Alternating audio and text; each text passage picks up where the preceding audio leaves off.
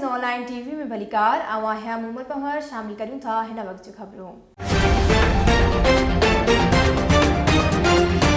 नाज़रीन, ठठे में आलमगीरियत ऐं सिंध जे उनवा ते लेक्चर प्रोग्राम थी गुज़रियो। सिंधी ॿोलीअ जे बाइख्तियार इदारे जे अॻूणे चेयरमैन गफ़ूर मेमण चयो आहे त आलमगीरियत दुनिया जी सोच ऐं शऊर खे तब्दील करे छॾियो आहे। सच खे कूड़ ऐं कूड़ खे सच में बदिलाए वियो आहे। इन आलमगीरियत दौर में सिंध धरती तारीख़ जी बदतरीन चौहटीअ ते बीठल आहे, जंहिं सबबि सकाफ़त, क़ौमी ॿोली, इल्म ऐं शऊरी सघ ख़तम थी रही आहे, जेको सिंधियत लाइ इंतिहाई ॾुखाईंदड़ अमल आहे। उन अहिड़े ख़्यालनि जो इज़हार सिंध इंटेलेक्चुअल फोरम पारां प्रेस क्लब ठठो पारां आलमगीरियत ऐं सिंध जे उनवा ते सॾायल लेक्चर प्रोग्राम खे ख़िताब कंदे कयो।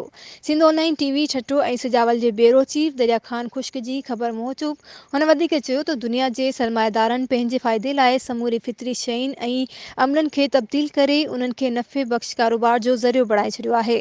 उन मौक़े ते इंजीनियर उबायो ख़ान ख़ुश्क, सिंध कल्चर फोरम जे सादिक लाखो, सिंधी अदबी संगत जे मारू ख़ुश्क, प्रेस क्लब ठठो जे सदर इक़बाल जाखरो, एडवोकेट एजाज़ बुडाणी ऐं इल्मी अदबी धुरियूं पिणु मौजूद हुयूं।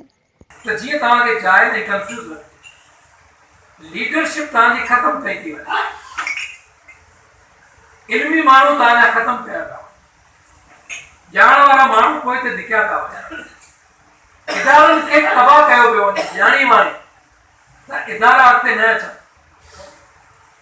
ये ॼाणी वाणी कल्चर इहो पैदा कयो वियो आहे त तव्हांजी टोटल जेका इहा सरज़मीन ते जेका शऊर तव्हांजो आहे उहो कंफ्यूज थी वञे ऐं पंहिंजनि टपरनि तां हथ खणणु शुरू करे, ऐं उहो ई थी रहियो आहे।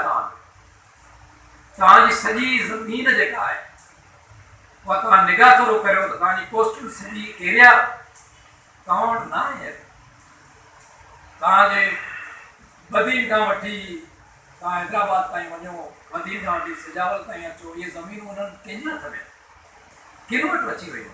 पेट्रोल पंप कंहिंजा आहिनि, होटलूं कंहिंजियूं आहिनि, कारखाना हींअर कंहिंजा पिया लॻनि। वधीक ख़बरुनि अपडेट्स जे लाइ ॾिसंदा रहो सिंध ऑनलाइन टीवी।